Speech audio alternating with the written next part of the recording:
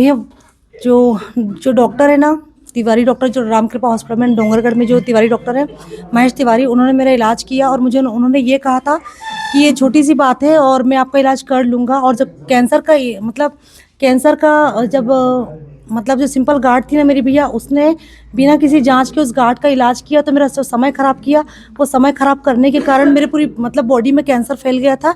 और जो बोलते कैंसर जो होता है ना, उसमें औजार नहीं पड़ना चाहिए, तो उसने क्या किया, सिंपल सिस्टर समझ के और मेरे जो गार्ड को निकाल लिया। लेकिन वो जब हम जांच कराए तो भैया वो सिंपल एक सिस्ट ही था वो, लेकिन उसने समय जो खराब किया, अगस्त से लेकर दिसंबर तक जो मेरा समय खराब किया, समय खराब करने के कारण अभी, और उस गांठ में मतलब औजार पड़ जाने के कारण मेरी पूरी बॉडी में कैंसर फैल गया। अभी मेरे को राइट साइड भी मेरे को कैंसर मतलब गांठ हो गई है इस कैंसर की, और मेरी ओवेरी में भी कैंसर बताया है। अभी मेरे कीमो चल रहे हैं भैया, और उसके पास किसी प्रकार की डिग्री नहीं, लेकिन उसने मुझे झूठा आश्वासन दिया कि आप आधे घंटे में घर चले जाओगे, और उसका कोई डिग्री नहीं है। उसके बाद भी उसने मुझे मतलब बोला कि ये बहुत छोटी सी बात है और मैं आपको ठीक कर सकता हूँ, और बाहर से डॉक्टर मेरे पास आते हैं और वो आपको ठीक कर देंगे। लेकिन बाहर के किसी डॉक्टर से उसने मुझे कभी मिलाया नहीं और मुझे कुछ बोला भी नहीं।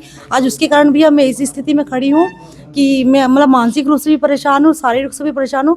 आखिर मेरा लेफ्ट साइड का ब्रेस्ट निकल गया है, और उसके कारण भी अब मुझे भी 2 ऑपरेशन और झेलने पड़ सकते हैं, क्योंकि मुझे राइट साइड में गांठ आ गई है, मतलब जो फैला था बॉडी में और मेरी ओवेरी में। तो मुझे राइट साइड का भी ब्रेस्ट और अभी ओवेरी का भी ऑपरेशन मुझे कराना पड़ सकता है उसके कारण। जब उसमें मैं ये चाहती हूँ भैया कि जब उसको जानकारी नहीं थी, और जब उसके पास नहीं, उसको कुछ जानकारी नहीं थी, और तो फिर उसने क्यों मेरे को ऐसा आश्वासन दिया कि मैं कर दूंगा आपका इलाज। और आखिर उसके गलत इलाज के कारण आज मेरा गलत इलाज के कारण मेरा समय खराब हुआ, और आज मैं इस स्थिति में आके इस मोड़ पे आके खड़ी हूँ कि अब मेरे पास समय बहुत कम है भैया, क्योंकि मेरी बॉडी में भी कैंसर फैल गया है, मेरी ओवेरी में और वहाँ पे। और भैया मैं चाहती हूँ कि निष्पक्ष रूप से जाँच हो।